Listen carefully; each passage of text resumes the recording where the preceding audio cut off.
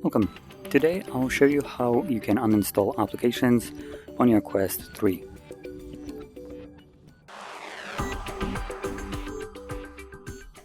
Now, to clarify this, you won't be able to actually uninstall every single thing even if you don't use it. So most of the garbage that comes pre-installed with the device, like People, Explore, you can't get rid of it.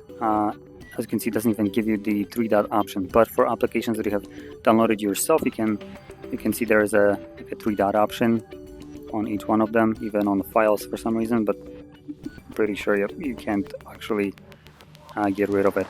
Anyway, so I'm gonna click on it, and from there you can just select uninstall, and that's it. That's all you would need to do.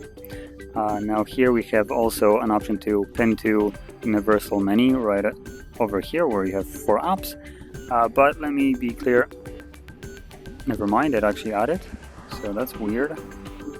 Because if I were to... Okay, so I guess it might have been updated. I tried this yesterday and it was limiting me to only 4 applications for some odd reason, but now I can actually pin more. Though, just to be clear, you can't unpin things like, for instance, the store. You can see it doesn't give you this option, so yeah, great design.